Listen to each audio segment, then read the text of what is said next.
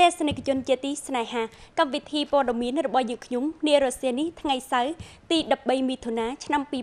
2026រួមមានដំណឹងជាអាចលើកកម្ពស់សក្តានុពលឋានៈកិត្តិយសភាពជាតិពីចក្ខុវិស័យនយោបាយការបរទេសទីនេះឲ្យអង្គការក្បាលម៉ាស៊ីនដំណើរការបានរលូន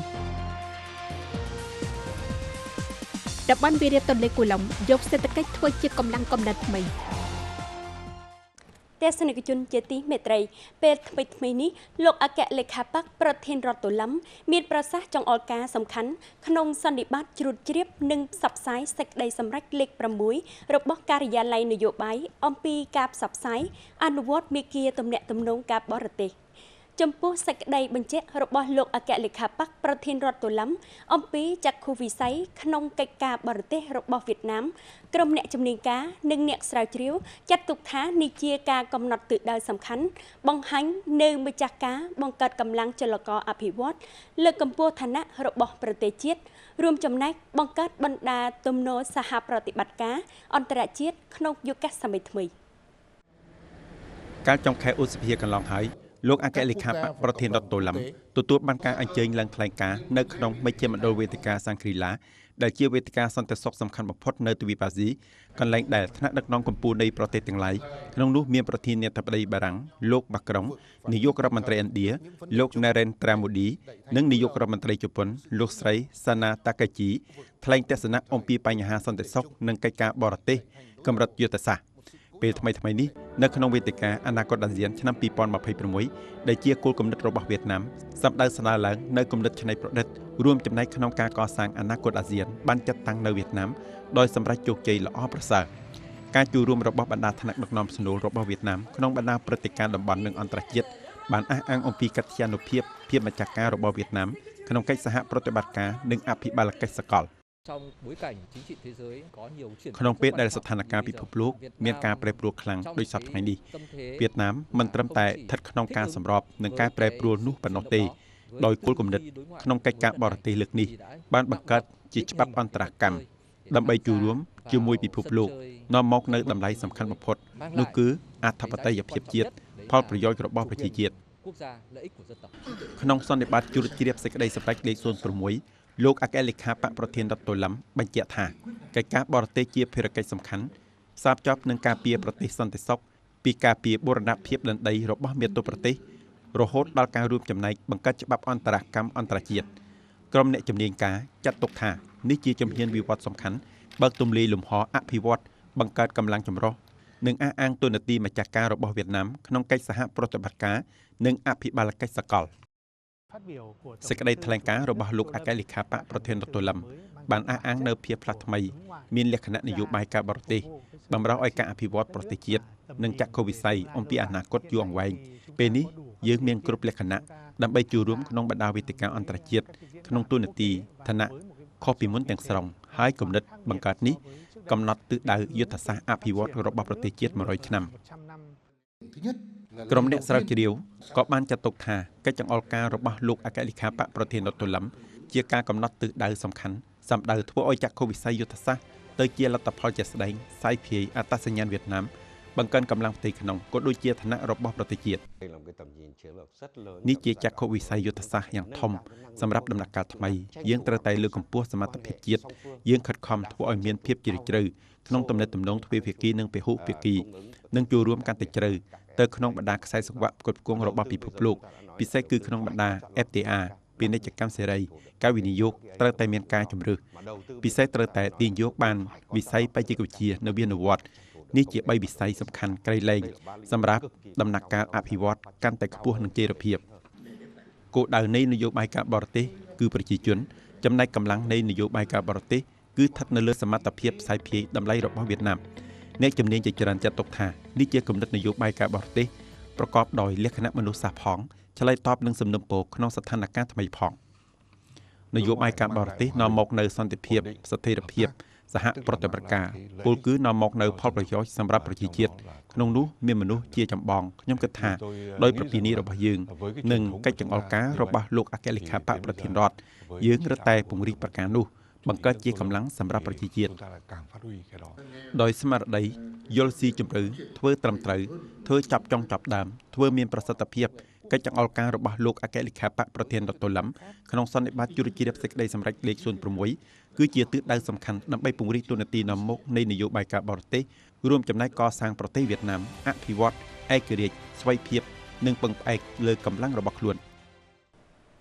រសៀលថ្ងៃទី12ខែមិថុនាសមាមិត្តងួងយូយងុកសមាជិកការិយាល័យនយោបាយលេខាមជ្ឈិមបកប្រធានគណៈចាត់តាំងមជ្ឈិមបានដឹកនាំសន្និបាតស្តង់មតេសតាមអ៊ីនធឺណិតជាមួយបណ្ដាភូមិភាគហាណូយហុយវិនឡុងដៀងបៀងអំពីការសរុបមួយឆ្នាំប្រតិបត្តិការទម្រង់រៀបចំទូទៅនៃប្រព័ន្ធនយោបាយនិងទម្រង់រដ្ឋអំណាច3ថ្នាក់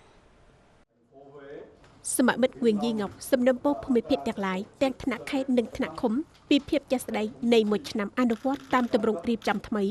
ត្រូវតែឆ្លើយបណ្ដាសំណួរដែលលោកអគ្គលេខាបកប្រធានរដ្ឋបានចង្អុលការនោះគឺក្បាលម៉ាស៊ីនមានបង្រួមជាងមុនឬទេដំណើរការបានរលូនជាងមុនឬទេសិទ្ធិអំណាចច្បាស់លាស់ជាងមុនឬទេមានទំនួលខុសត្រូវជាក់ស្ដែងជាងមុនឬទេបម្រើប្រជាជនបានល្អជាងមុនឬទេទម្រង់ថ្មីមានបង្កើតបន្ថែមកម្លាំងអភិវឌ្ឍឬទេនិងសំខាន់បំផុតគឺលើកកម្ពស់សុពលភាពប្រសិទ្ធភាពរបស់ប្រព័ន្ធនយោបាយឬទេទន្ទឹមនឹងខ្លឹមសារខាងលើក្នុងសន្និបាតនេះថ្នាក់ដឹកនាំភូមិភាគទាំងឡាយក៏បានផ្ដល់យោបល់លើលទ្ធផលធ្វើសកម្មភាពរបស់ក្បាលម៉ាស៊ីនប្រព័ន្ធនយោបាយថ្នាក់ខេត្តថ្នាក់ឃុំព្រមទាំងស្នើនៅលក្ខណៈវិនិច្ឆ័យវិតម្លៃសុពលភាពនិងប្រសិទ្ធភាពនៃទម្រង់ថ្មីសម្រាប់ដំណាក់កាលខាងមុខផងដែរភាពជាក់ស្ដែងនៅភូមិភាគទាំងឡាយគឺជាមូលដ្ឋានសំខាន់ដើម្បីគណៈចង្អុលការមជ្ឈិមសរុបមួយឆ្នាំប្រតិបត្តិការទម្រង់រៀបចំទូទៅនៃប្រព័ន្ធនយោបាយទម្រង់រដ្ឋអំណាចភូមិភាគ3ថ្នាក់តទៅនេះសូមអញ្ជើញទស្សនិកជនតាមដានព័ត៌មានសំខាន់ៗមួយចំនួនទទួលជួបជាមួយលោករដ្ឋលេខាធិការក្រសួងការបរទេសនៃសាធារណរដ្ឋសហព័ន្ធអាល្លឺម៉ង់សមាមិត្តលេវ៉ាជុងសមាជិកការិយាល័យនយោបាយរដ្ឋមន្ត្រីក្រសួងការបរទេសបានសម្ដែងទំនុកចិត្តថាដំណើរទស្សនកិច្ចនិងលទ្ធផលនៃសម័យប្រជុំសន្ទនាយុទ្ធសាស្ត្រនឹងរួមចំណែកដល់ការពង្រឹងទំនុកចិត្តនយោបាយបង្កើនការយោគយល់គ្នាទៅវិញទៅមកនិងបង្កើតកម្លាំងចលករបន្ថែមទៀតសម្រាប់ទំនាក់ទំនងទ្វេភាគីឲ្យអភិវឌ្ឍកាន់តែស៊ីជម្រៅជាស្ដែងនិងមានប្រសិទ្ធភាពនាពេលអនាគតដោយផ្អែកលើមូលដ្ឋាននៃទំនាក់ទំនងល្អលោករដ្ឋមន្ត្រីលេវ៉ាជុង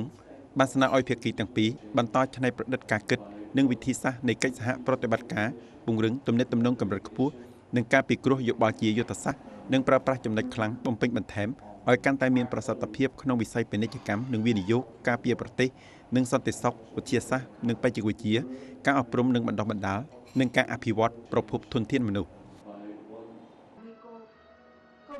ក្នុងពិធីបើកការដ្ឋានសាងសង់រោងចក្រផលិតមីក្រូឈីបអេឡិចត្រូនិកនិងមេកូអ៊ីងវ៉ាងខេត្តភូថរលោកអបនាយករដ្ឋមន្ត្រីហៅគួកជុំស្នើសរសើរចំពោះការខិតខំរបស់ខេត្តភូថរក្នុងការទាក់ទាញបណ្ដាគម្រោងបច្ចេកវិទ្យាខ្ពស់ជំរុញវៀតណាមចូលរួមកាន់តែជ្រៅក្នុងខ្សែសង្វាក់ឧស្សាហកម្មស៊ីមីកុងដុកទ័រសកលរោងចក្រនេះមានទុនវិនិយោគសរុបជាង$500 លានអាមេរិកផលិតផលសំខាន់គឺគ្រឿងដំឡើងអេឡិចត្រូនិកអូបតូអេឡិចត្រូនិកមីក្រូឈីបអេឡិចត្រូនិកសម្រាប់បណ្ដាឧបករណ៍ឆ្លៀសវៃតាមផែនការពេលដាក់ប្រើប្រាស់រោងចក្រនឹងផ្ដល់ចំណូលអាជីវកម្មប្រហែល$530 លានមួយឆ្នាំ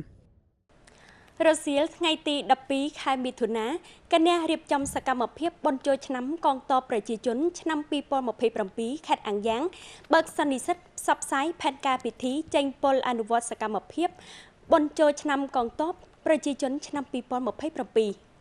លោកវិរាស្នេហ៍ឯកកៅមិនតាំអនុប្រធានស្នងការនយោបាយនៃបញ្ជាការដ្ឋានយោធាខេត្តអនុប្រធានអចិន្ត្រៃយ៍នៃគណៈចាត់តាំងសកម្មភាពបុណ្យចូលឆ្នាំកងទ័ពប្រជាជនឆ្នាំ2027សន្និសីទបានអនុម័តផែនការចាត់តាំងពិធីចេញបុណ្យអនុវត្តសកម្មភាពបុណ្យចូលឆ្នាំកងទ័ពប្រជាជនឆ្នាំ2027នៅឃុំឋានឡុកស្ដាប់របាយការណ៍ស្ដីពីការត្រៀមលក្ខណៈរបស់ភូមិភាគនិងបណ្ដាស្ថាប័នអង្គភាពពាក់ព័ន្ធព្រមទាំងពិភាក្សានិងឯកភាពខ្លឹមសារនិងវិធានការចាត់តាំងធានាភាពហ្មត់ចត់និងប្រសិទ្ធភាពតាមផែនការបុណ្យចូលឆ្នាំកងទ័ពប្រជាជនឆ្នាំ2027រួមមានខ្លឹមសារនានាដូចជាការបំផុសចលនាប្រណាំងតាមប្រធានបទ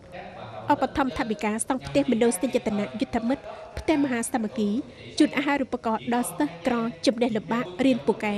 និងកសាងសំណង់ស្ថិរភាពសង្គមនៅភូមិសាស្ត្រ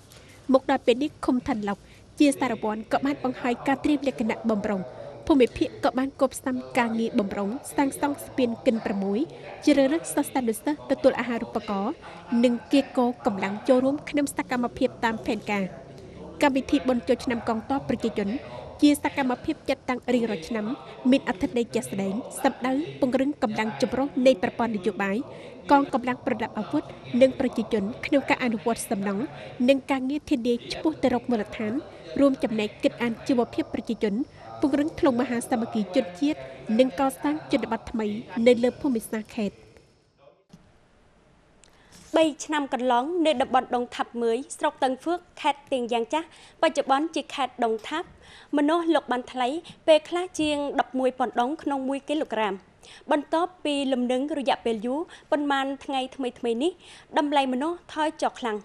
សប្តាហ៍ថ្ងៃមនុស្សប្រភេទមួយនៅនឹងចំការត្រឹមតែ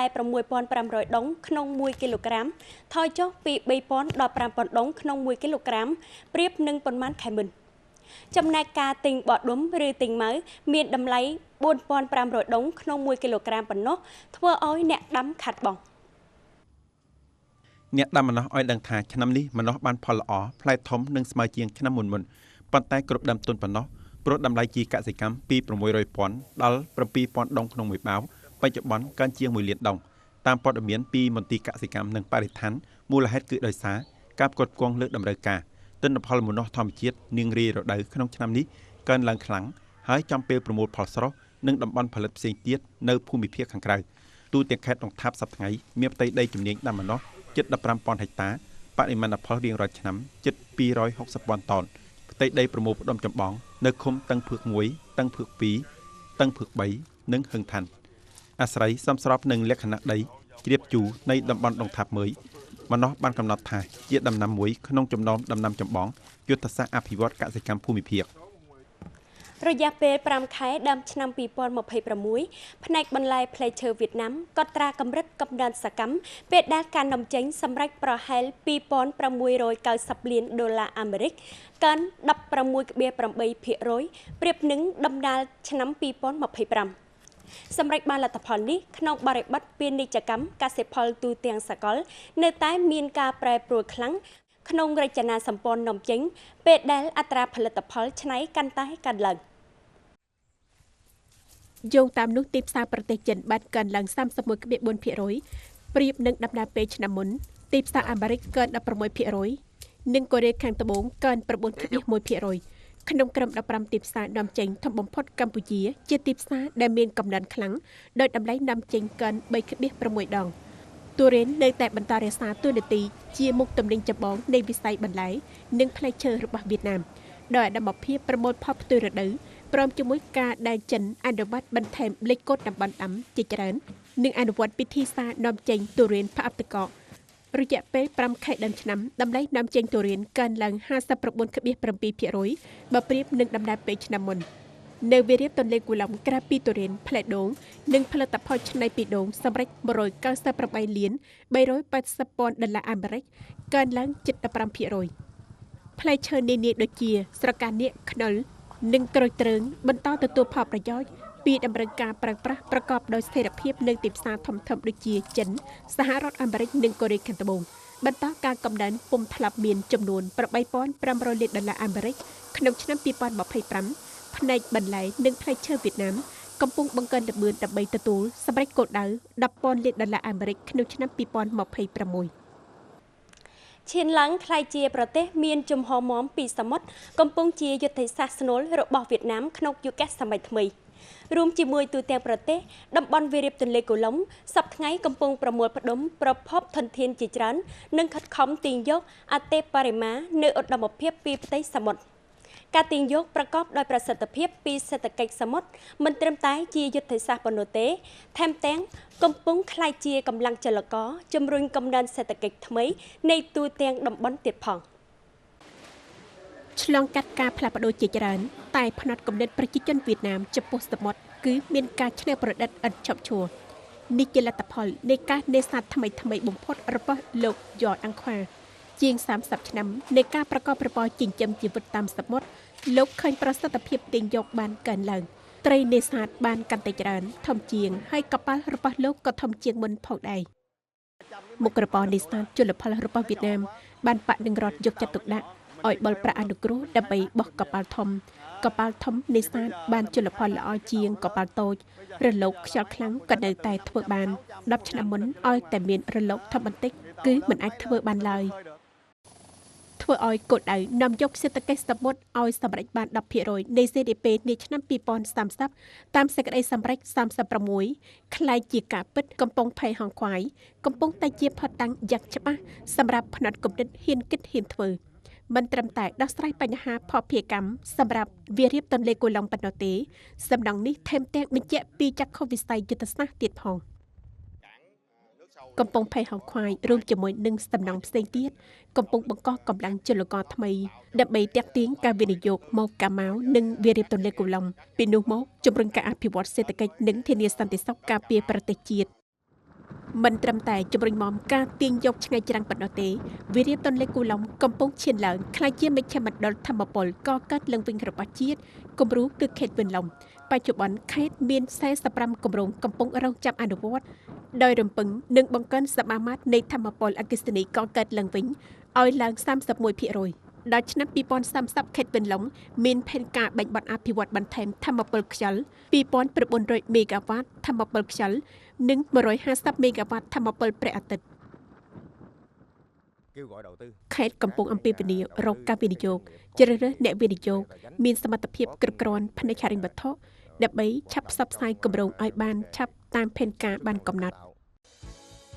អភិវឌ្ឍសេដ្ឋកិច្ចសមុទ្របៃតងនៅជាទំនោរចាំបាច់ដើម្បីផ្ដល់មុខរបរជារភាពសម្រាប់តំបន់ចំណុចលេចធ្លោគឺកោះភូវឹកឆ្នាំ2025កោះពេជ្រនេះទទួលភ្ញៀវទេសចរជាង8លាន100ពាន់នាក់និងចំណូលជិត44ពាន់លានដុល្លារដោយបណ្ដាជើងហោះហើរអន្តរជាតិបានបើកទូលាយនិងឋានៈជាម្ចាស់របស់អាប៉ែកឆ្នាំ2027ភូវឹកកំពុងតែក្តាប់ឱកាសមាសដើម្បីទម្លុះទម្លាយការទាក់ទាញទុនវិនិយោគទូទាំងសកលបច្ចុប្បន្នកំណើនរបស់កោះភូវឹកក្នុងរយៈពេលកន្លងគឺខ្ពស់ណាស់កំណើនជាង2ខ្ទង់ចំណែកលក្ខណៈជារភាពវិញជាលក្ខណៈសម្រេចតាមរយៈពិនិត្យនិងការស៊ើបអង្កេតរបស់អង្គការអន្តរជាតិគឺបានកំណត់ទីតាំងកោះភូវឹកលើផែនទីទេសចរពិភពលោកពីបណ្ដាសេចក្តីសម្រេចរហូតដល់បណ្ដាសំណង់នានាដែលកំពុងអនុវត្តសមុទ្រដ៏ធំល្វឹងល្វើយមិនមែនជាដែនកំណត់ទៀតហើយជាផ្លូវដើម្បីឲ្យសេដ្ឋកិច្ចវារៀបទន្លេគូឡុងឈានទៅឆ្ងាយរួមចំណែកនាំវៀតណាមក្លាយជាប្រទេសអភិវឌ្ឍខ្លាំងខាងវិស័យសមុទ្រនាពេលអនាគតតើមូលហេតុណាធ្វើឲ្យមានស្ថានភាពតម្លៃអន្ទង់និងផ្លែក្រូចពោធិសត្វមិនស្ថិរភាពបែបនេះចំណុចរួមរបស់អន្ទង់ឬផ្លែក្រូចពោធិសត្វប្រហែលជាខ្វះការច្នៃលម្អិតនិងកង្វះការផ្សារភ្ជាប់ក្នុងដំណាក់កាលលក់ចេញចំណុចកាំងស្ទះធំបំផុតទាំងចំពោះអន្ទង់និងក្រូចពោធិសត្វគឺពឹងផ្អែកស្ទើរតែទាំងស្រុងលើទីផ្សារក្នុងប្រទេសក្រោមទម្រង់លក់ស្រស់ក្រូចពោធិសត្វភាគច្រើនគឺសម្រាប់យកទឹកពីបាក់នាំចេញនិងខ្វះការច្នៃលម្អិតក្នុងពេលនោះអន្ទង់ទោះបីមានសក្តានុពលនាំចេញក្តីប៉ុន្តែគ្រួសារចិញ្ចឹមភាគច្រើននៅតែមានលក្ខណៈតូចតាចមិនទាន់ឆ្លើយតបស្តង់ដារបច្ចេកទេសបញ្ជាប្រភពដើមឬសំណល់ថ្នាំជំនះរោគទីផ្សារតឹងរឹងហើយឈ្មោះមកទិញមិនប្រកាសថាគេមកចាប់យកភ្លាមទេគេចុះមកមើលហើយណាក់ពេលនេះពេលខ្លះមកសន្យាហើយតែប៉ុន្មានថ្ងៃនៅតែមិនមកដាំពីមុនឃើញគេលក់បានលុយយើងឃើញក៏ធ្វើតាមតែមិនដឹងថាត្រូវលក់នៅឯណាឃើញគេលក់យើងលក់តាមដាំបាន1ឆ្នាំដំបូងឃើញលក់បានថ្លៃគួរសមដល់ពេលវេនយើងលក់បានតែ 5,000 ដុំ1គីឡូក្រាមវាខាតច្រើនណាស់ទៅហើយពីអន្ទង់រហូតដល់ក្រូចពោធិសត្វចំណុចរួមដែលងាយឃើញគឺមីមីនៅតែផលិតតាមចិត្តសាស្ត្រភាគច្រើនពេលដែលទីផ្សារលក់ចេញស្ទើរតែត្រូវទុកចោលបើមិនដោះស្រាយឲ្យបានឆាប់រហ័សនៅបញ្ហាឆ្នៃការផ្សារភ្ជាប់និងស្តង់ដារទីផ្សារទីនោះគឺការវិលវល់នៃការលើសតម្រូវការតម្លៃថយចុះនិងការខាត់បងនឹងនៅតែបន្តកើតមានហើយកសិករនៅតែជាអ្នករងការខាត់បងច្រើនបំផុតកម្មវិធីព័ត៌មាននាពេលនេះសូមបញ្ចប់តែប៉ុណ្ណេះសូមថ្លែងអំណរគុណចំពោះការយកចិត្តទុកដាក់តាមដានទស្សនាពីសំណាក់ទស្សនិកជនគ្រប់មជ្ឈដ្ឋាន